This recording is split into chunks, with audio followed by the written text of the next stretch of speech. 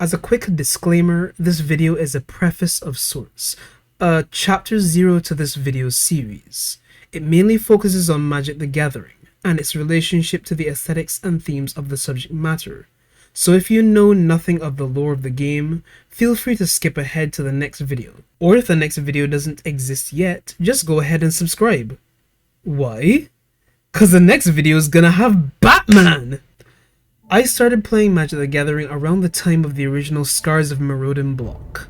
It was fascinating learning the old lore of the game, alongside experiencing the fulfillment of that lore in this resurgence of the Phyrexian Scourge. I felt genuine heartbreak as Phyrexia won against Maraudon and Venser sacrificed himself to save Karn, but the latter also gave me a small glimmer of hope in spite of the pain. Now, it's been about 6 or so years since I last played physical Magic, and about 2 years since I last played Arena. But I decided that for the grand finale to the saga which introduced me to Magic, I needed to see this conclusion played out for myself. So I read the story for March of the Machine and...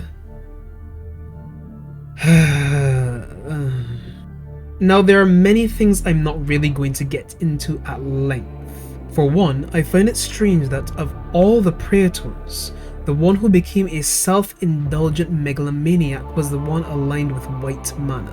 Where color philosophy is concerned, I would more expect that from Shieldred than Elesh Norn, especially considering how their narratives had begun during Scars of Maraudon.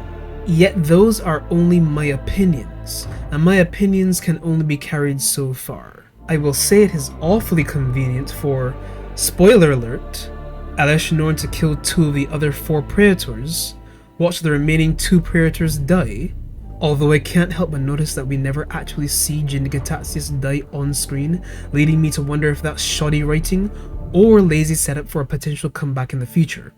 And then die herself, leading the Phyrexian army, including everyone and everything newly converted, to power down like clockwork dolls. Now you're probably wondering what in Urza's name any of this has to do with the title of this video. Well, the concept of superheroes lies at the center of the struggle between good and evil, the war between light and darkness, tyranny and freedom, goodwill and malice.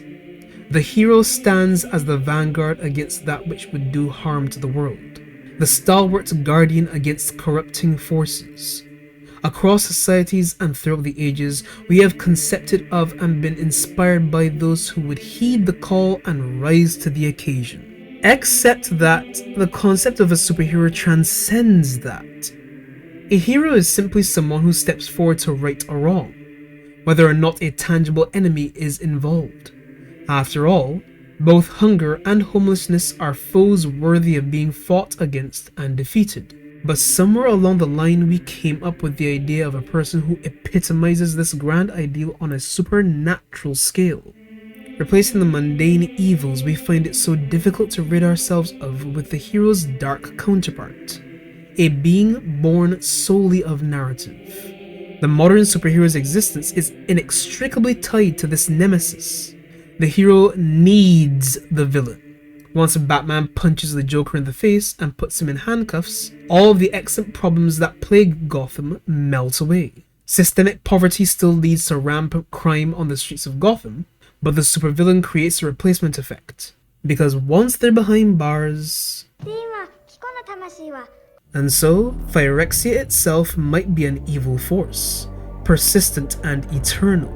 But Elesh Norn is a supervillain, defeats her, and evil is vanquished. Because the story of Magic the Gathering has become one of superheroes. Yes, there have always been heroes in the story, from Kamal to Agras Kos, but very few of those stories involve a singular villain whose defeat brings complete narrative closure. Where Planeswalker as superhero is concerned, no matter how many ordeals are faced or allies are lost, there must always be a clear victory against a singular evil. Now don't get me wrong, superhero stories can be fun and engaging. After all, several of the movies produced based on Marvel and DC comics have been very enjoyable, and Captain America Winter Soldier is one of my top 30 favorite movies of all time. Even then, the point can be made that stories like Winter Soldier are much more nuanced than, well, which is necessary as time marches on and new ideas and ways of thinking become more ubiquitous. Socio-political impact, the pitfalls of certain ideologies, and how said ideologies survive in spite of this.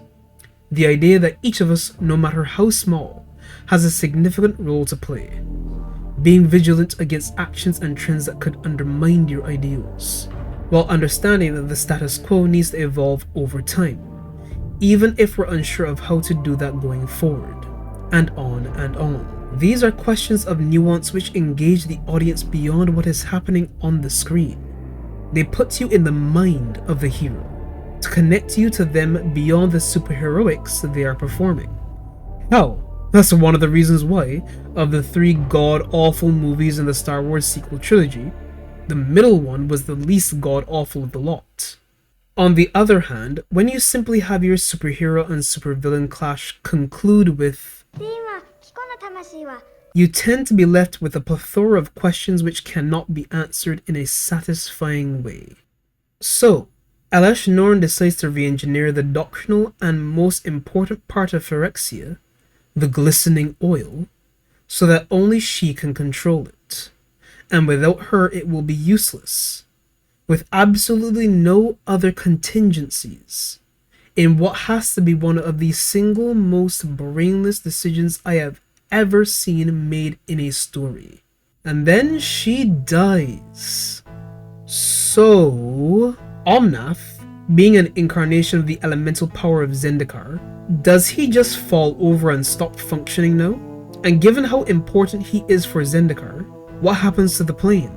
The crystals of Ikoria which control the mutations of the local monsters were corrupted, so when the oil stopped working, what happened to the monsters? And there's no way that anyone on this planet can convince me that Jace Beleren is not going to be brought back for bullshit reasons. While conversely, it took the combined power of Malira and 2 planeswalkers, one of whom gave up his spark, in order to bring Nissa and Ajani back.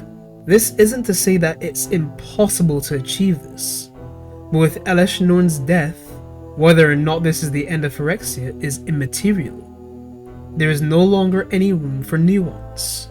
Every door which had been open has been abruptly closed and locked. And therefore, for any true closure to occur after all of this, we either need to continue under the assumption that Jace is brain dead somewhere and many planes are now ruined beyond repair, or ignore the locked doors, break down some walls, and further ruin the story's structure. There are god-shaped holes in Theros. Kaldheim's world tree is gone, and Zalfir, which is now a plane somehow, has 5 artificial mana suns. And I honestly don't see them wrapping all of this up with the Aftermath set. This is the first video in a series I'm doing on certain fundamental feelings of the superhero genre. As we go forward, we will be transitioning toward deeply exploring what I think is archetypal of said feelings, My Hero Academia, with comparative analysis and references to several other media properties, Batman included. Don't worry though, it won't be all negative, and we'll be taking this a step at a time. In the next video, we'll be taking a trip to Gotham, as well as taking a close look at All for One, to explore certain nuances between the concept of villainy. See you in about 2 weeks.